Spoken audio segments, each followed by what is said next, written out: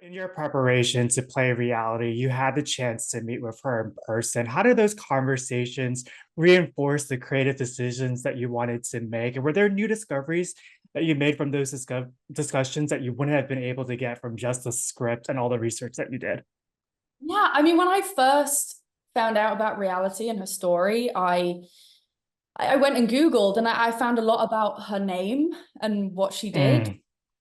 know about her as a person. And then when I read the script was quite funny and I was a bit shocked. And then when I was able to go fly to Kingsville to meet her, I understood why the script was funny because she's a hilarious person. She's so funny and quick-witted and sharp and yeah, I had a really good time getting to know her on a personal level. I got to meet all her animals that she rescues, and I got to do her CrossFit class and her yoga class. And yeah, I had loads of questions to ask her, but I also got to know her as a person, and I think it was perfect really because that's what we're trying to do with this film. We're trying to humanize reality and show people that she's so much more than just a name and a headline. Mm. Yeah, she's a funny person in a serious situation. With a great sense of style as well. And like you were saying, for so many audiences, they know reality as this headline, but this film does such a fantastic job humanizing this woman who had nothing to gain and everything to lose, and how her actions not only affected her, but those closest to her. And her relationships with her family are so nuanced, and there's such a star-studded cast that's part of this project. How were you able to build those familial bonds with everybody involved? Because each of those dynamics is so specific and unique. I think all of us knew how close reality and her family were, and we all just got it, and we wanted to mirror that the best we could. And we were really lucky. We all got on really well. I mean, me, Zach, Connie, and Catherine, like we all were kind of like a family. Zach was hilarious and constantly making me and Catherine laugh. Connie was constantly asking if we were okay and we needed anything. She was such a mum, and Catherine and I, we're kind of like sisters, and we're very different. I'm very much a tomboy, and Catherine's gorgeous and beautiful, and we just all got on really, really well. And yeah, I feel really lucky. And Danny too. I've known Danny for ages, and we were looking for something to work together on, and this Mm. was one. And yeah, we had a really good time getting to know each other and just talking about our roles. And also, we had the real people to talk to. So I know that Connie spoke to Billy a lot, and Catherine spoke to Brittany, and I spoke to reality. And then yeah, it was really fun kind of bringing all of these characters to life. It's really fun when you can draw from a real person, when you can Yeah. actually ask questions. Like how exactly were you feeling in that situation? And a lot of the time, people are feeling one thing but saying another, and so it was really fun for us all to tap into that. That actually might be the answer to this next question that I had for you, but there's so much conviction in reality. She has such a strong sense of self, but you also get to show that vulnerability that's innately human, particularly in the aftermath of decisions she makes. Was that part of the conversation that you had with her as a storyteller? How did you create that space to explore those different contrasts? Yeah, well, I think, as I said before, reality is a funny person in a serious situation, and yeah, by meeting her, I really, really got to know her personality, and so it was really helpful for me to kind of weave that through playing her, through my performance, because yeah, a lot of the time it's humor is people's coping mechanism, but a lot of time on screen, Mm. and um, yeah, I think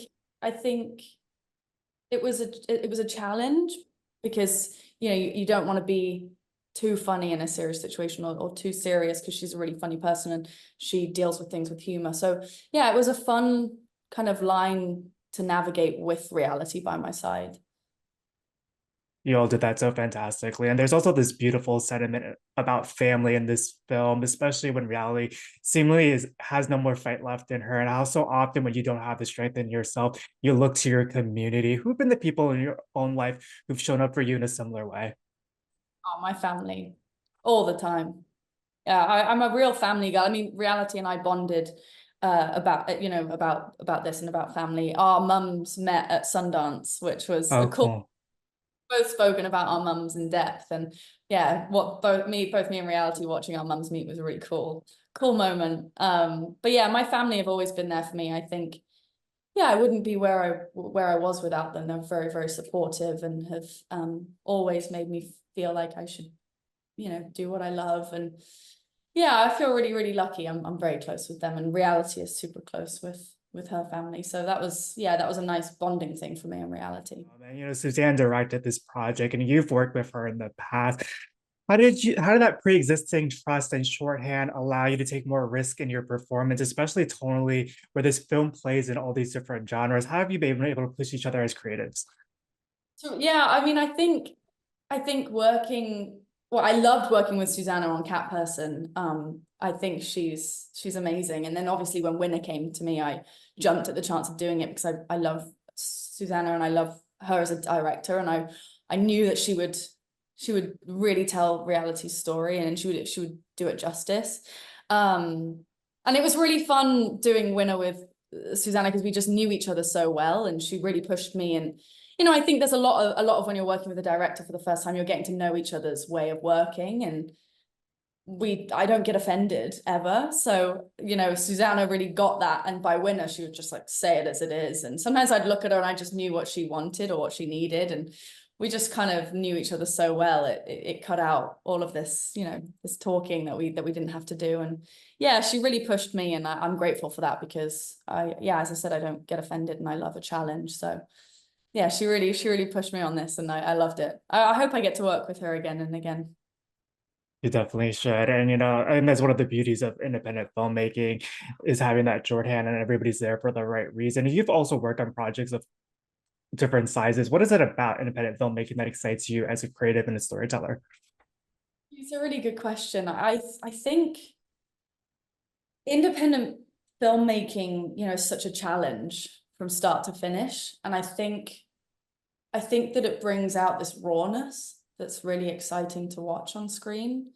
Um, and I think there's such a passion there. I think a lot of the time, you're surviving on 4 hours sleep, and you're up at 4 a.m. in the middle of a cold field and no one's getting paid, and everyone's just like, but we love the material and we love what we're doing here and we want to tell the story. And I think it's so exciting to be a part of. And I think maybe that comes across on screen because you only do sometimes. I mean, with Winner, we only did like 2 takes. Sometimes it was all very organic. And Mm, yeah, I like a challenge. And I'll always love indie filmmaking. I have a soft spot for it. I love it. And I love the stories that are being told. And I love yeah. learning. I always learn when an indie film comes to me. I'm like, oh my gosh, this would mean I learn a lot doing. I mean, for Coda, it was a super indie film. We didn't have Apple from the start. And I learned a language and learned how to Mm, fit. I mean, if someone had told me like when it was 3 a.m. and we were like 4 miles out at sea fishing and I was covered in fish guts, oh, this is gonna win an Oscar, I'd be like, no way. So it's fun. And then when the film does well or people like it, it's such a nice feeling because you put so much into it. yeah. I feel like these independent films, the stories are so impactful. And you were talking about Sundance earlier. Reality and her family were actually in attendance and they received this well-deserved standing ovation. How special was it for you to share in that moment and knowing that the performances that you all gave made her more than just a headline? I mean, I got really emotional because I know what Reality went through, and I feel like I know her and I can call her a friend. And when everyone stood up, and Billy, also Reality's mum, she's so proud of her. She's so proud.